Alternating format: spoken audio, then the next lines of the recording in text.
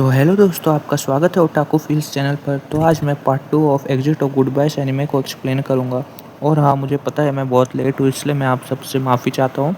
तो चलिए एक्सप्लेनेशन शुरू करते हैं। तो हमने पिछले पार्ट में देखा था कि काओरू और आंजू उस टनल के अंदर भाग कर जा रहे होते हैं, तभी सामने से कुछ पेपर्स आकर आंजू के फेस पर लगते हैं और उनके वापस जाने का टाइम ऑलरेडी हो चुका था। इसलिए काओरू आंजू का हाथ पकड़कर उसे ले जाने की कोशिश करता है, पर वो नहीं जा रही थी क्योंकि आंजू की प्रायोरिटी थी कैसे भी करके उन पेपर्स को उठाना, ज्यादा टाइम वेस्ट ना हो। इसलिए काओरू भी उसकी मदद करने लग गया। फिर सारे पेपर्स कलेक्ट करके वो उसे लेकर एंट्रेंस की ओर भागने लगता है। बाहर पहुंचकर वो देखता है कि टाइम 108 सेकंड के पार हो चुका है। तभी आंजू उसके हाथ से बाकी के पेपर्स कलेक्ट कर उससे बोलती है कि ये वो आखिरी चीज है जो मुझे मेरे दादाजी से जोड़ती है। जिसके बाद काओरू कहता है कि अभी सुबह के 4 बज रहे हैं, पता नहीं मेरे डैड क्या कहेंगे अगर मैं अभी घर गया तो। तभी आंजू काओरू को उसके साथ अपने घर चलने का ऑफर देती है। अगले सीन में हम काओरू को अंजू के घर पर देखते हैं। काओरू वहाँ इतनी सारी बुक्स को देखकर बहुत इम्प्रेस हो जाता है, पर एक नाम वो बहुत सी बुक्स को नोटिस करता है, मित्सुओ हानाशिरो, जो कि असल में आंजू का लास्ट नेम था। फिर जैसे ही आंजू रूम में आती है, काओरू उससे इस बारे में पूछता है तो वो कहती है ये मेरे दादाजी का नाम है।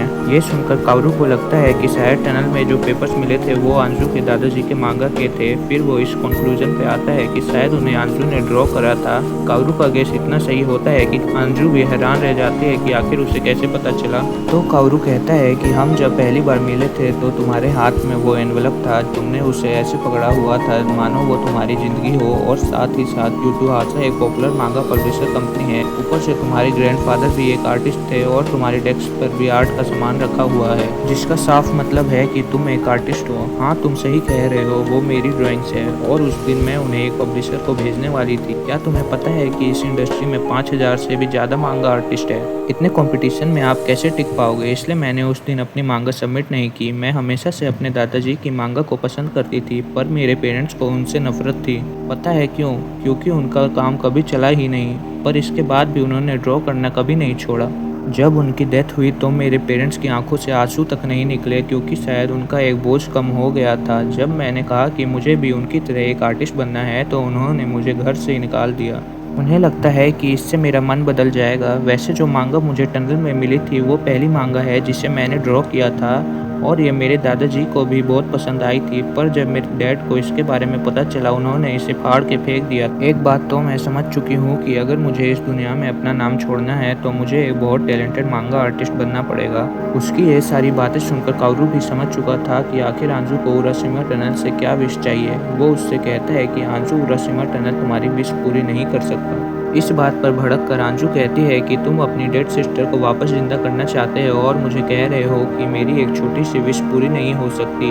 फिर कुछ देर के लिए काओरू शांत हो जाता है। देन आंजू से उसके लेटेस्ट वर्क को रीड करने के लिए रिक्वेस्ट करता है। पहले तो वो बहुत मना करती है, ये अभी भी अधूरा है, इम्परफेक्ट है, बट फाइनली मान जाती है। उसकी मांगा पढ़ने के बाद काओरू उसकी बहुत तारीफ करता है, जो सुनकर आंजू हैरान हो जाती है और उसे शुक्रिया कहती है। तभी काओरू बोलता है कि तुम्हारे पास बहुत ज्यादा टैलेंट है, तुम्हें उराशिमा टनल की जरूरत नहीं है। ये सुनकर आंजू उसे नीचे गिरा देती है और कहती है कि मुझे पता है कि तुम्हारे आगे मेरी विश कुछ भी नहीं है, तुम अपनी विश पूरी करने के लिए कुछ भी सेक्रीफाइस कर सकते हो, पर मुझे भी उस टनल की जरूरत है और मुझे यकीन है कि अगली बार जब हम वहां जाएंगे तो हम अपनी विश पूरी किए बिना नहीं लौटेंगे। फिर हमें एक दूसरा सीन दिखाया जाता है जिसमें सोए काओरू से आने वाले फेस्टिवल में उसके साथ चलने के लिए कहता है, पर काओरू के मना करने पर वो फिर से अपना ड्रामा शुरू कर देता है। हाँ भाई, तू अब हमारे साथ थोड़ी ना जाएगा, तू तो उस लड़के के साथ जाएगा ना भाई। और फिर हम सच में काओरू को आंजू के साथ फेस्टिवल में देखते हैं। वो दोनों साथ में उस फेस्टिवल में खाते हैं, घूमते हैं और एंजॉय करते हैं, जिसके बाद वो दोनों एक जगह पर जाकर साथ में फायरवर्क्स भी देखते हैं।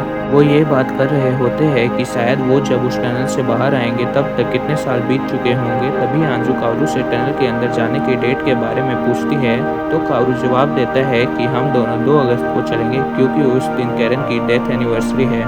ये सुनकर आंजू उसका हाथ पकड़कर उसे कंसोल करने लगती है। फिर सीन चेंज होता है जिसमें हम काओरू को ट्रेन से घर जाते हुए देखते हैं। तभी उसे आंजू का मैसेज आता है, आज के लिए शुक्रिया, बहुत मजा आया। पर जैसे ही काओरू घर पहुंचता है उसे किसी तीसरे इंसान की आवाज आती है। वो जब डोर के गैप से झांक कर देखता है तो उसे एक लेडी दिखाई देती है, जिसे देखकर वो हैरान हो जाता है। फिर उसके डैड दरवाज़ा खोलकर उसे अंदर लेके जाते हैं और उसे कहते हैं कि काओरू तुम बिल्कुल सही वक्त पर आए हो, ये तुम्हारी नई मॉम बनने वाली है। मुझे माफ़ करना, मैं तुम्हें इसके बारे में पहले नहीं बता पाया, और क्या करें, हम दोनों की टाइमिंग अक्सर मैच नहीं करती। लेकिन ये सब सुनकर तो मानो काओरू को सदमा ही लग जाता है। वो वहाँ अंदर रखी अपनी बहन की तस्वीर की ओर देखता है, जिसके बाद वो बहुत गहरी सांसें लेने लगता है और अचानक से उसकी तबीयत खराब होने के कारण वो वहीं पर वॉमिट करने लगता है। पर इस बात से परेशान होकर उसका डैड उसे कमरे से बाहर फेंक देता है। फिर जैसे तैसे खुद को संभालकर काओरू अपने कमरे में आता है और रोने लगता है। जिसके बाद हमें अगले दिन के सुबह का सीन दिखाते हैं, जहाँ पर अंजू के बुलाने पर काओरू उससे कैफे में मिलने जाता है। वहाँ अंजू उससे कहती है कि तुम्हें याद है तुमने जो मेरी मांगा पढ़ी थी, मैंने उसके बाद उसे एक पब्लिशर के पास भेजा था। वैसे मुझे कुछ खास उम्मीद तो नहीं थी, पर आज सुबह ही मुझे एडिटर का कॉल आया था। उन्होंने कहा था कि उन्हें मेरा काम पसंद आया। जो सुनकर काओरू कहता है कि मुझे मांगा इंडस्ट्री के बारे में ज़्यादा तो नहीं पता, पर इसका मतलब तो यही है ना कि तुम एक ऑफिशियल मांगा आर्टिस्ट बनने वाली हो। कुछ ठीक से कंफर्म नहीं है, क्या पता बाद में वो मना कर दे। पर ये सब सुनने के बाद काओरू अंजू को मोटिवेट करने लगता है और उसे बताता है कि उसके अंदर बहुत ज़्यादा टैलेंट है। लेकिन तभी वेट्रेस उनके लिए खाना लेके आ जाती है, जिस वजह से काओरू की बात अधूरी रह जाती है। फिर अंजू कहती है कि खैर छोड़ो, जो भी हो, कल हम दोनों टनल में घुस रहे हैं और ये डिसीजन फाइनल है। लेकिन हमारे काओरू का कुछ और ही प्लान था और वो उसे प्लान को पोस्टपोन करने के लिए कहता है, क्योंकि उसके अकॉर्डिंग अंशु अभी रेडी नहीं है। फिर सीन चेंज होता है, जिसमें हम उन्हें उसी स्टेशन पर देखते हैं जहां पर वो दोनों पहली बार मिले थे। इस बार भी अनाउंसमेंट होती है कि डियर कोलिजन की वजह से ट्रेन 30 मिनट डिले होगी। तभी काओरू वहां से एक सनफ्लावर तोड़कर लाता है और सेम उस दिन के सीन को रिपीट करता है। बस फर्क इतना था कि इस बार उसके हाथ में अम्ब्रेला नहीं बल्कि एक सनफ्लावर होता है। उसके इस एक्ट से अंजू पहले थोड़ी कंफ्यूज हो जाती है, पर बाद में क्या हो रहा है समझकर उसका साथ देने लगती है और उस एक्ट को रिपीट करने के बाद वो दोनों जोर जोर से हंसने लगते हैं। जहाँ पर अंजू कहती है कि तुम मुस्कुराते हुए बहुत अच्छे लगते हो, इसलिए ऐसे ही मुस्कुराते रहा करो। साथ ही साथ वो ये भी कहती है कि मैंने अभी तक तुम्हारा अम्ब्रेला वापस नहीं किया। तो काओरू जवाब देता है कि इसकी ज़रूरत नहीं, वैसे भी सस्ता साथ आता है। जिसके बाद हमें दूसरा सीन दिखाया जाता है, जिसमें काओरू अपने फ़ोन से सारे मैसेज डिलीट कर देता है और हम उसे एक बैग के साथ देखते हैं। अगले दिन सुबह काओरू की तरफ से बहुत देर तक रिप्लाई ना आने पर अंजू उसके घर चली जाती है, जहां काओरू के डैड से उसे पता चलता है कि वो कल रात को बाहर चला गया था और अब तक वापस नहीं आया। ये सुनकर अंजू हैरान हो जाती है और वहाँ से दौड़ते हुए जाने लगती है, क्योंकि वो गेस कर सकती थी कि काओरू कहाँ गया होगा। भागते हुए वो उसके साथ बिताए हुए सारी मेमोरीज को याद करने लगती है और एक पत्थर से टकराकर उराशिमा टनल के सामने गिर जाती है। तभी उसे काओरू की तरफ से कुछ मैसेज आते हैं, जब तक तुम्हें ये मैसेज मिलेगा मैं उराशिमा टनल के अंदर जा चुका हूँगा। हाँ, शायद तुम मुझसे गुस्सा हो या शायद निराश हो या फिर दोनों, पर तुम्हारे पास टनल के अंदर जाने की कोई वजह नहीं है। हम देखते हैं कि काओरू सारे मैसेज भेजकर फ़ोन वहीं टनल में फेंक देता है। उसका मैसेज कंटिन्यू होता है, तुम्हारे अंदर टैलेंट है और ये मैं उस दिन तुम्हारी मांगा पढ़कर ही समझ गया था। ऊपर से तुम्हें एक एडिटर ने भी कांटेक्ट किया था, इससे बड़ी बात और क्या हो सकती है। अब मैं तुम्हें उराशिमा टनल की एक सच्चाई बताता हूँ कि ये जो अफवाह है कि इस टनल से तुम्हारी कोई भी विश पूरी हो सकती है, ये असल में झूठ है। उराशिमा टनल एक ऐसी जगह है जहाँ से तुम अपनी खोई हुई चीज़ें वापस पा सकते हो। इसलिए अगर तुम मेरे साथ अंदर भी चलती तो तुम्हें कुछ नहीं मिलता। मैं माफ़ी चाहता हूँ कि मुझे इस तरह जाना पड़ रहा है, पर मैं चाहता हूँ सालों बाद जब मैं बाहर आऊँ मुझे तुम्हारी मांगा पढ़ने को मिले। इन कुछ दिनों में मैंने तुम्हारे साथ की इस टीम को बहुत एंजॉय करा है, इसलिए मैं कहना चाहता हूँ अलविदा।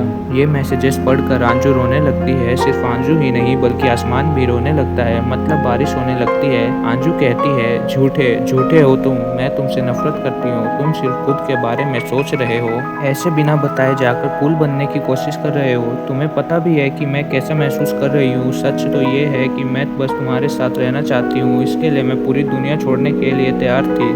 दूसरी ओर हम देखते हैं कि काओरू के लिए टनल में 14.5 घंटे बीत चुके हैं, यानी कि बाहर की दुनिया में पूरे 4 साल। साफ नजर आ रहा था कि इतना चलने की वजह से पूरी तरह से थक चुका था और आखिर में वो कैरन का नाम लेते हुए वो नीचे गिर जाता है। तभी उसे आगे से एक रोशनी चमकती हुई दिखाई देती है, जिसके बाद वो उसकी तरफ बढ़ने लगता है। वहाँ पहुंचकर पता चलता है कि वो एक स्लाइडिंग डोर है। उसे खोलते ही हर तरफ अंधेरा छा जाता है और जब काओरू अपनी आंखें खोलता है तो वो खुद को एक रूम में पाता है। तभी उस रूम का दरवाजा खोलकर कैरन आती है और उससे कहती है कि कमाल की बात है, तुम इतनी जल्दी उठ गए। देन हम देखते हैं कि कावरू भी एज में छोटा हो चुका होता है, जैसे कि मानो ये सब रियल नहीं बल्कि उसकी मेमोरीज हो। हालांकि उसको कुछ भी याद नहीं रहता। उसकी बहन उसके लिए बनाना जूस लाती है और कहती है कि आज डिनर वो बनाएगी। मगर कावरू के पूछने पर कि आज डिनर में क्या बनेगा, कैरन बताती है कि इंस्टेंट नूडल्स और माइक्रोवेव वाले राइस बॉल्स। जो सुनकर कावरू हंसने लगता है और कहता है कि टेक्निकली इसे खाना बनाना थोड़ी कहते हैं। लेकिन तभी उसकी नज़र मिरर पर पड़ती है और वो उसमें खुद के प्रेजेंट सेल्फ को देखता है, जिससे मानो उसकी याददाश्त वापस आ जाती है और फिर वो बड़ा हो जाता है। तभी एक चीज़ को देखकर कावरू चौंक जाता है। जो फ़ोन उसने टनल में फेंक दिया था वो उसके ठीक सामने होता है और उसमें काफ़ी सारे मैसेज आ रहे होते हैं।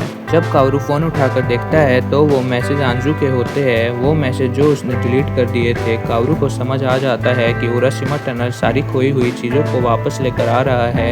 पर हैरानी की बात तो तब होती है जब उसे आंजू के न्यू मैसेजेस रिसीव होते हैं, जो कि एक्चुअली टनल के अंदर पॉसिबल नहीं था। इतने सालों में आंजू ने उसे बहुत से मैसेजेस भेजे थे जिसमें वो बताती है कि वो स्कूल से ग्रेजुएट हो चुकी है, उसे अपने मांगा के लिए अवार्ड भी मिला है, उसे एक के बाद एक नई सीरीज पर काम करने का मौका मिल रहा है। वो इन मैसेजेस में ये भी बताती है कि कावरू के छाते में अब जंग लगने लगी है।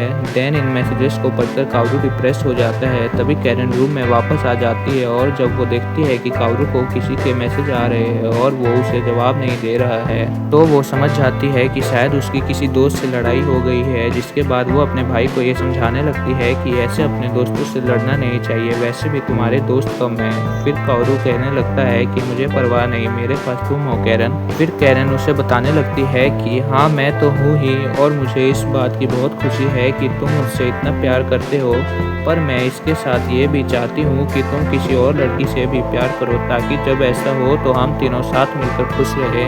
ये सब सुनकर तो कावरू की सारी उलझन ही दूर हो जाती है और वो अपना मन बना लेता है कि उसे क्या करना चाहिए। तभी उसे आंजू का एक मैसेज आता है, तुम जिस दिन से गए हो मैं उस दिन से रोज़ तुम्हारा इंतज़ार कर रही हूँ। जिसके बाद कावरू कैरन से कहता है कि मैं तुम्हारे साथ यहाँ रहना चाहता हूँ कैरन, पर फिलहाल एक लड़की है जिससे मुझे मिलना है। जहाँ पर कैरन भी उसे इनकरेज करने लगती है और कावरू दरवाजा खोलकर वहाँ से चला जाता है।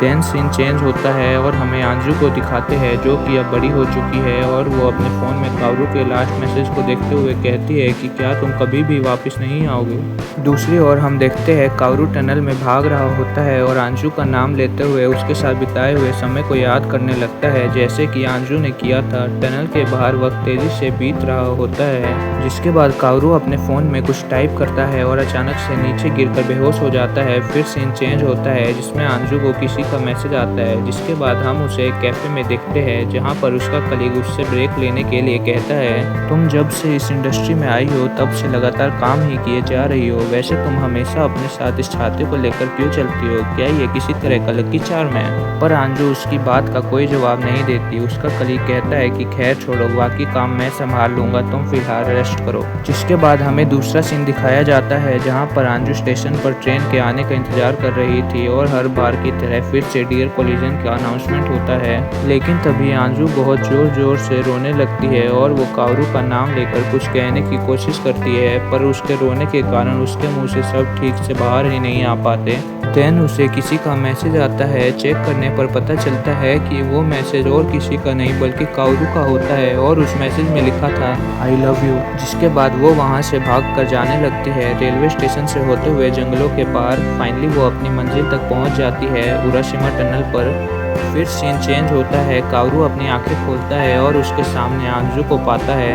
आंजू बताती है कि पूरे 8 साल बीत चुके हैं। ये सुनकर कावरू कहता है कि तुम यहाँ क्या कर रही हो, तुम बहुत देर लगा रहे थे इसलिए मैं ही तुम्हें लेने आ गई। उसके बाद वो दोनों किस करने लगते हैं जो कि पूरे 10 सेकंड तक चलती है, यानी कि बाहर के 6.5 घंटे। जिसके बाद वो दोनों साथ में टनल से बाहर निकलते हैं। तब तक बाहर की दुनिया में 5 साल और बीत चुके होते हैं। कावरू के लिए पूरे 13 साल और आंजू के लिए 5 साल। आखिर में इतना वक्त इसलिए लग गया क्योंकि आंजू को कावरू को टनल की बहुत गहराई में जाकर ढूंढना पड़ा, जिसमें घंटों लग गए। तभी कावरू कहता है कि काफी कुछ बदल गया है, जहाँ पर आंजू कहती है कि कम से कम हजारों साल तो नहीं बीते ना। फिर कावरू आंजू को बताता है कि कैसे टनल के अंदर भी उसे उसके न्यू मैसेज मिलते रहे, जो कि पॉसिबल नहीं होना चाहिए था। ये सुनकर आंजू मुस्कुराते हुए कहती है कि शायद वो मैसेज तुम्हें रिसीव नहीं हुए, वो टनल ने तुम्हें लौटाया। टनल के अकॉर्डिंग शायद तुमने मुझे भी खो दिया था। जिसके बाद अचानक से बारिश शुरू हो जाती है और कारू नोटिस करता है कि अंजू के हाथ में उसका पुराना अम्ब्रेला है और वो दोनों उसका इस्तेमाल करने लगते हैं, जहाँ पर 13 साल बाद वो उस अम्ब्रेला को लौटा देती है और इसी के साथ ये स्टोरी एंड हो जाती है।